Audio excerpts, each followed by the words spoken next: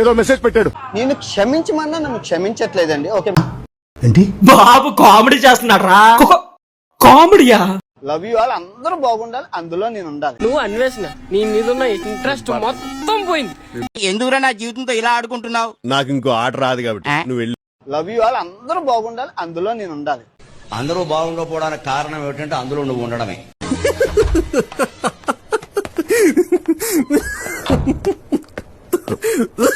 మన శివాజీ గారు నా అభిమానత, నాకు ఈ విషయం తెలియదు, వినండి.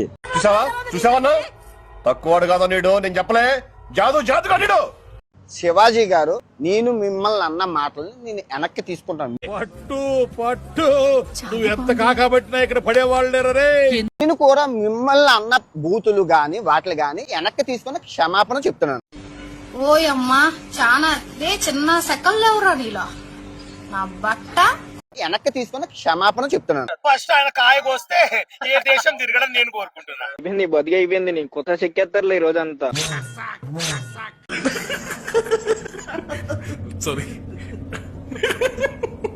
అన్వేష్ క్షమాపణలు చెప్తున్నాడు. చాలు చాలు బాబు, నాటకాలు చాలా చూసాములే మేము. శివాజీ గారికి అలాగే మిగతా వాళ్ళకి కూడా చెప్పాడు.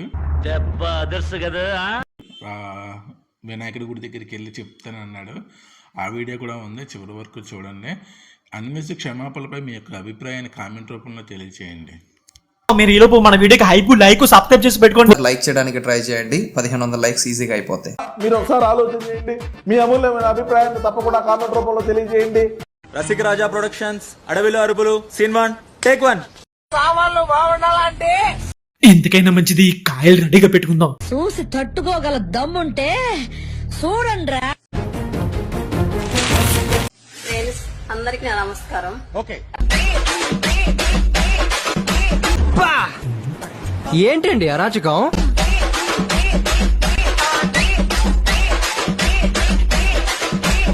పతివ్రత గారు, పతివ్రత గారు, అలాంటి వాళ్ళు ఎవరు లేరెక్కడా? అంటే మీరు పతివ్రత కాదన్నమాట. నేను బికినీలో కూడా నేను చాలా ఫ్రీడమ్ ఉంటా. ఏంటి శంకనాకి పోండి. నేను బికినీలో కూడా నేను చాలా ఫ్రీడమ్ ఉంటా. అయితే మాత్రం ఎప్పుడు చూడాల్సిన సినిమా అప్పుడే చూడాలి. ఇలా టీజర్ లోనే క్లైమాక్స్ చూపిస్తే ఎలా అండి? యాక్చువల్గా నేను చెప్పాలంటే నేను బికినీలో నేను చాలా స్వేచ్ఛగా ఉంటాను. నేను చిన్న ఈడింకా సుధరాయించలే, నాలుగు తగిలించి పంపించు. మేడం గారు సినిమా హీరోయిన్ అంట. ఎవరిష్టమో వాళ్ళది, బిగినీ వేసుకుంటారో వేసుకోపోతారో అది మీ ఇష్టం. మీరు చెప్పిన దాని మీద పబ్లిక్ ఏమంటున్నారో ఒకసారి మీరే వినండి. అసలు ఆ బికినీ ఫొటోస్ మీరు అంత వల్గర్ గా పెట్టడం, అవి సెంటర్ లో, హైదరాబాద్ సెంటర్ లో ఫ్లెక్సీ కడితే ఎలా ఉంటుందో తెలుసా?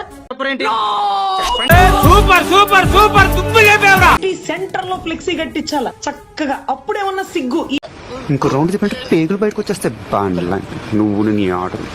ఇంకా అవతల వాడు అవుతాడు, 18 ఏళ్ళ వాడు, 55 ఏళ్ళ వాడు, మేమే ఆగలేము. పంతులు గారు, మేము ఒట్టకాయలు కట్ చేసేస్తే అవుతారు మీరు. ఆ క్షణం నా చేతిలో కత్తుంటే వాడి బాడీ పంచకోట శ్మశానంలోను, నా బట్టలు చెంచలు కూడా జైల్లోనూ ఉండేది. పట్టకాయలు కట్ చేస్తారంట. రారా చెయ్యొచ్చు, చూడురా చెయ్యొచ్చు, చూడు. సౌండ్ కంట్రోల్ లో పెట్టుకో. ఏ సౌండ్ కి నవ్వుతానో ఏ సౌండ్ కి నరుగుతానో నాకే తెలియదు కొడక. సామాన్ కనపడే దాంట్లో ఏం ఉండదు. నువ్వు రాతగాని చెప్పడానికి. కొంతమంది మనుషులు ఇలాంటివి చేయడానికి గల కారణం భయం లేకపోవడం, గోపు మీద ఒకటి దెంగి చెప్పేవాళ్ళు లేకపోవడం. నువ్వు రాతగాని చెప్పడానికి. మరి నువ్వెవడురా బొగ్గాడి మాకు చెప్పడానికి?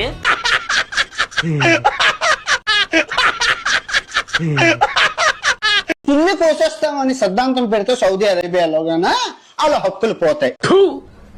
నువ్వు పొరపాటున మనిషి జాతిలో పుట్టేవరా? ఏమిరా బాలరాజు, ఏమిరా ఉపయోగం దేశానికి నీ వల్ల? ఏదన్నా పని చేసుకోరా బేవకు.